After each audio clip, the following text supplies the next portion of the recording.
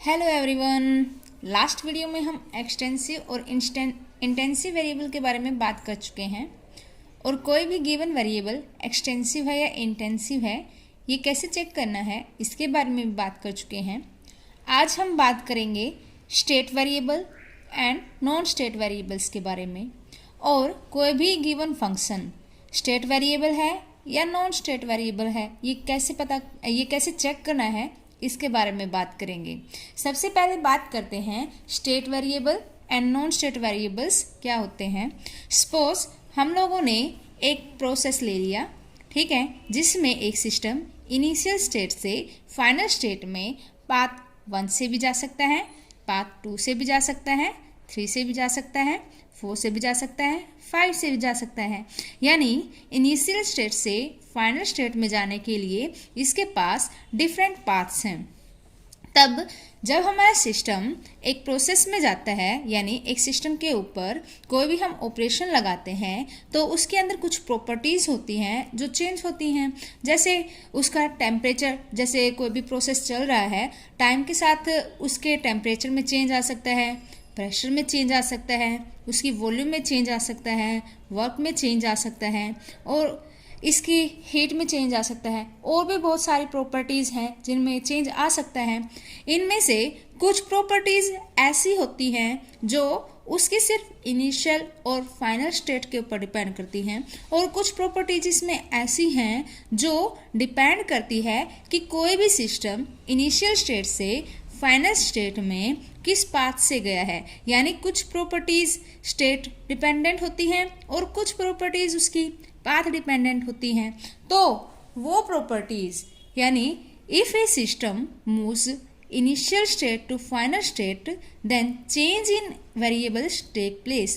If the change in variable depend on initial and final state then that variable is known as state variable. यानी state variable क्या होता है जिसमें change in variable यानी जिसमें जो change आया है variable के अंदर वो डिपेंड करता है किसके ऊपर,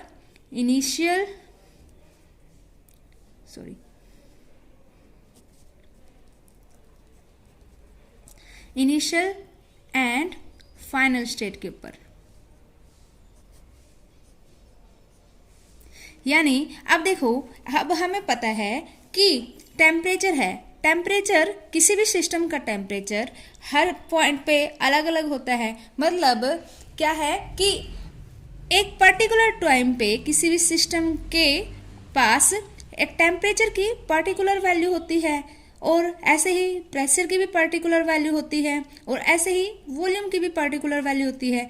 यानी जो हमारा टेम्परेचर, प्रेशर, वॉल्यूम ये तीनों क्या है, स्टेट वेरिएबल है। यानी pressure, volume, temperature depend on initial and final state of the system. These are not depend on path followed by the system. That's why these variable are known as state variables.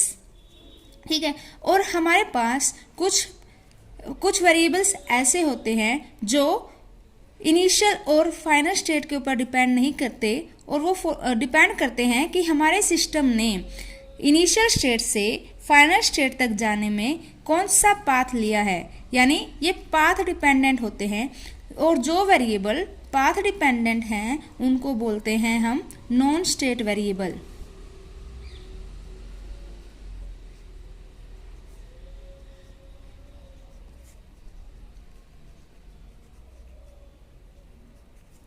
For example, work and heat. Work and heat, these both are non-state variables. Because अगर हम बात करें work की, मान लेते हैं हमारे पास PV diagram है, ठीक है, और उसमें हमें एक प्रोसेस दे रखा है जिसमें सिस्टम इनिशियल स्टेट से फाइनल स्टेट में गया है। अब हम लोगों को पता है कि जब भी हम वर्क कैलकुलेट करते हैं, किसी भी सिस्टम ने कितना वर्क किया है तो हम कैसे कैलकुलेट करते हैं, पी डी वी। यहाँ पे ये जो टर्म है हमारी इंटीग्रेशन पी डी वी, ये किसके बराबर था कि हमारे हमारे सिस्टम ने इनिशियल स्टेट से फाइनल स्टेट में जाने के लिए पीवी डायग्राम में कितना एरिया इनक्लोज्ड किया है, यानी ये किसके बराबर था, एरिया इनक्लोज्ड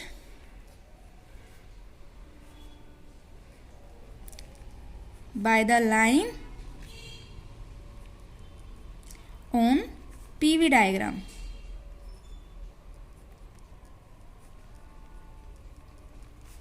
ठीक है, अब यहाँ पे एरिया अलग है। अगर मैं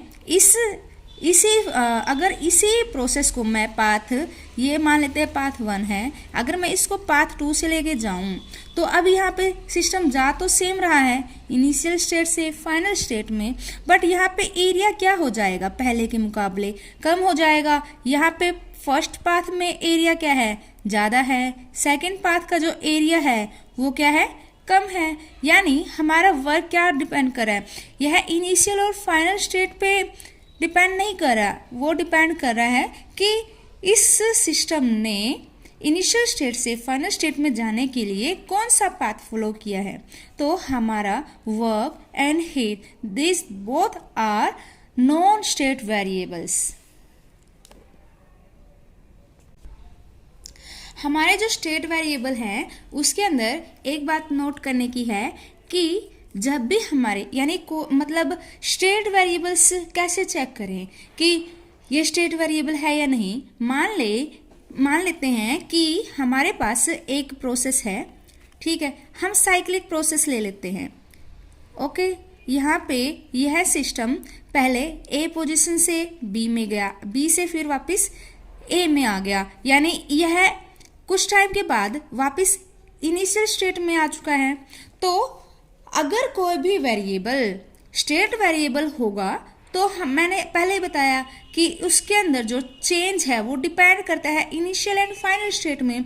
अब इसकी इनिशियल स्टेट भी वही है और फाइनल स्टेट भी वही है कंप्लीट प्रोसेस होने के बाद। तो जिस वेरिएबल के अंदर चेंज 0 आ जाएगा वो वेरिएबल्स हो जाएंगे state variable.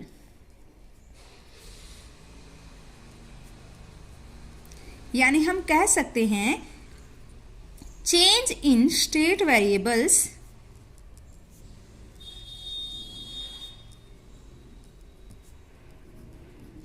During a cyclic process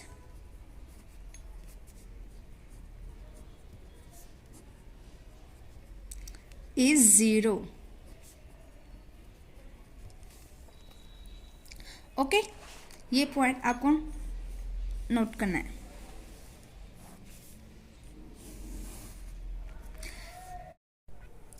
हम अपने टॉपिक को थोड़ा सा और एक्सटेंड करते हैं।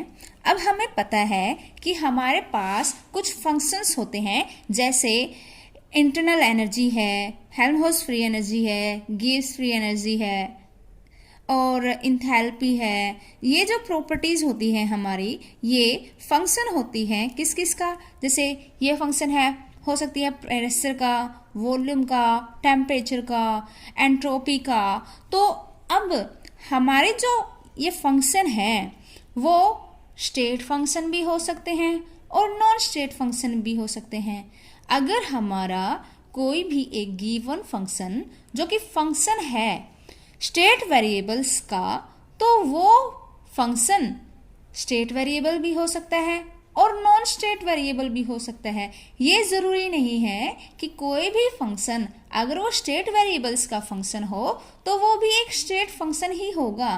तो उसके लिए हम कैसे चेक करते हैं, सपोज हमारे पास एक फंक्शन है f और ये फंक्शन है x एंड y का, यानी f हमारा एक फंक्शन है जिसमें x and y are independent variables. तो सपोज इसके अंदर जो चेंज आएगा df वो किसके बराबर आएगा, df is equal to curly f upon curly x keeping y as constant dx plus curly f upon curly y keeping x as constant dy। अब यहां पे मैंने पुट कर लिया suppose curly f upon curly x is equal to m and curly f upon curly y is equal to n। तो हमारी जो ये इक्वेशन है वो किस में कन्वर्ट हो जाएगी, change in f as a function of x and y is equal to m dx plus n dy। अब हमारी कोई भी इक्वेशन, ये क्या है, एक डिफरेंशियल इक्वेशन है। कोई भी इक्वेशन डिफरेंशियल इक्वेशन कब होती है, जब करली m upon curly y is equal to करली n अपॉन करली x। तो जब मैं यहाँ पे n और y की वैल्यू पुट करती हूँ तो क्या आएगा, करली true f upon curly y curly x is equal to curly two f upon curly x curly y। यानी अगर हमारे पास कोई भी एक वेरिएबल दे रखा है, सॉरी एक फंक्शन दे रखा है जो कि फंक्शन है x एंड y का, तो वो एक स्टेट फंक्शन होगा अगर curly two f upon curly y curly x is equal to curly two f upon curly x curly y के। तो ये पॉइंट आपको याद रखना है कि कैसे हम चेक करेंगे कि गिवन फंक्शन वो स्टेट फंक्शन है या नॉन स्टेट फंक्शन है, अगर हमारे पास करली two f upon curly y करली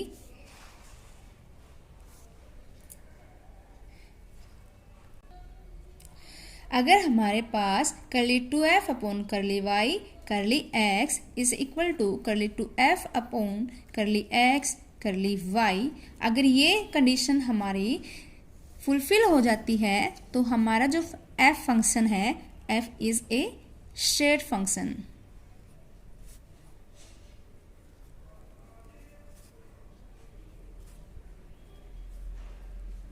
और अगर curly two f upon curly y curly x is equal not equal to curly two f upon curly x curly y, तो हमारा जो फंक्शन f है f is a non state variable, sorry non state function.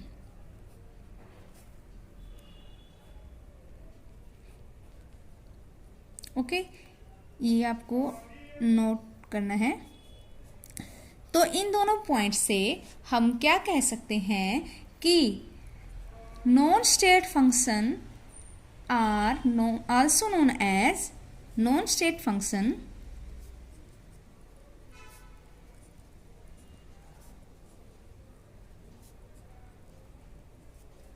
are those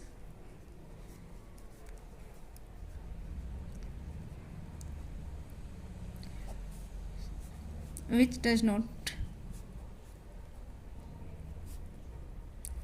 follow exact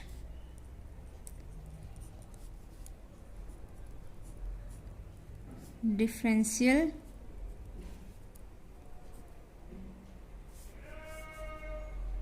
equation rule, or these are not exact differentiable।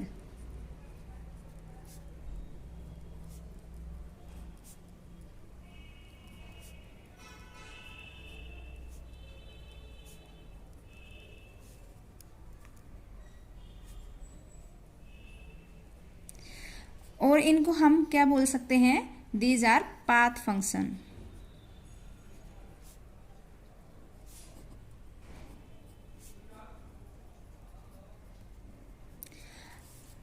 इसी point को हम state variables के लिए भी यूज कर सकते हैं। State variables are exact differentiable and state functions, यानी स्टेट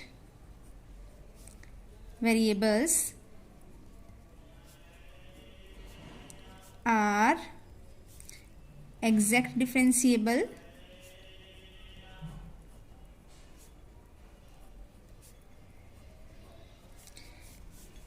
और इनको हम क्या कह सकते हैं, point function.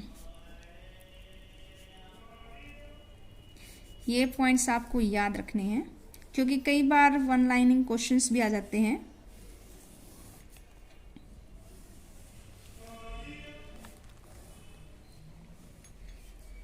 Okay. State functions के जैसे एग्जाम्पल अगर हम बात करें, internal energy, Helmholtz free energy, enthalpy, Gibbs free energy etcetera, इसके एग्जाम्पल्स हैं। और जो नॉन स्टेट वेरिएबल्स हैं उनके एग्जाम्पल हो जाएंगे वर्क एंड हीट। ओके। इसी कॉन्सेप्ट पे गेट में एक प्रॉब्लम पूछी गई थी जिसमें दिया था which of the following is not an exact differential. अभी हम लोगों ने पढ़ा है कि internal energy, Helmholtz free energy, Gibbs free energy, enthalpy, entropy are point function and exact differentiable functions, and heat and work are path function and non-state functions। अब जो इसमें ऑप्शंस दे रखे हैं heat, internal energy, entropy, Helmholtz free energy. अभी हम बता सकते हैं इस क्वेश्चन का आंसर कि heat change in is not an exact differentiable. तो इसका आंसर हो जाता है हमारा डी क्यू।